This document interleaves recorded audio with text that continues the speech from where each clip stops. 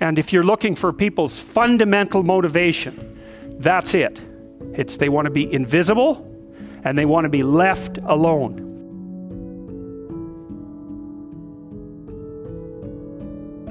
I tell you the zebra story? Any of you know that story? Okay, I'll tell you this zebra story. Stop me if I've told it to you before. This tells you everything you need to know about human beings. So it's worth knowing. Okay, so zebras have stripes. And people say, well, that's for camouflage.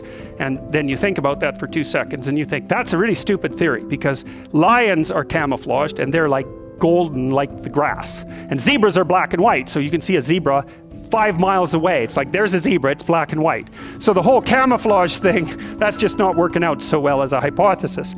Okay, so biologists go and they decide to take a look at some zebras. And so they're looking at a zebra on the herd because there's no zebra, right? Just like there's no fish. There are schools of fish and there are herds of zebras. There isn't a fish. This is why I think the cod aren't coming back. There are no cod. There are massive 100-mile-long schools of cod, 10 stories deep, 20 million years old. You wipe out the school, you don't just get to throw a cod in the water and say, well, off you go. It's like, well, where's my city? It's like launching you in the middle of a field. It's like, well, go out there and reproduce. It's like, no, that's not going to happen, So without the school, there's no cod, and you can't just introduce a whole school of cod because you don't have a whole school of cod. So, maybe the cod are never coming back. And zebras are the same thing. There's not a zebra. There's zebras. And so you're looking at the zebras, trying to study a zebra, and you look at the zebra and you make some notes and you look up and you think, oh, Christ, which zebra was I looking at? And the answer to that is you don't know because the camouflage is against the herd. And the black and white stripes. There's a variety of reasons for the stripes. Flies also seem not to like the stripes, but usually things evolve for multiple reasons. But anyways, it's very difficult to parse out a zebra against the herd. You look down, you look up, it's like, uh-oh, all those damn zebras look the same. Yes, the camouflage is effective, but it's against the herd. All right, so then you think, well, we better identify a zebra so we can see what he's up to.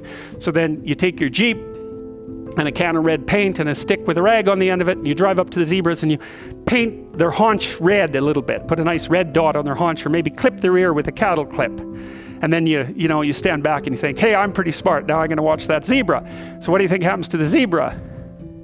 The lions kill it. Right. Because lions, they're smart, right? Hunting animals are smart. But they have to identify a zebra before they can organize their hunt. They can't just hunt the whole herd. They have to pick out a zebra. And so maybe it's like a zebra that's got a sore hip or something. And so you think, well, nature's kind. It just takes the weak. No, zebra or lions like really healthy, delicious zebras. But they look like all the other healthy, delicious zebras, so they can't get a bead on them. But if they're small and just born, or if they're limping, or there's something that identifies them, then the lions can pick them out. And then they do pick them out. And so the rule for human beings is keep your damn stripes on so the lions don't get you.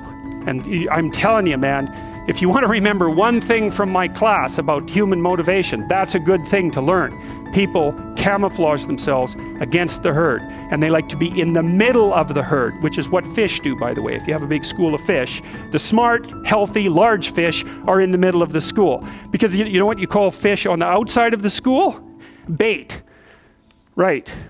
So that's what people are doing. They're trying to move into the middle of the herd all the time. And the herd moves around, or the school moves around, and people are going, well, I'm in the middle. I'm staying in the middle here. So I've got this protective ring of people around me so the predators don't pick me out and do me in. So, okay, so that's part of the reason why I said, well, you can't sell something to someone for success. Because, you're thinking, well, people are aiming at success. Don't be thinking that. It's not by any means necessarily true. Trait neuroticism is a powerful motivator. And trait neuroticism is, let's not be too threatened or hurt, right? That's the negative emotion system. And the negative emotion system is a killer source of motivation. You also see that there are scales of well-being that have been designed, mostly by social psychologists, which means they're very bad scales most of the time, because their psychometric capacity is absurdly low, generally speaking.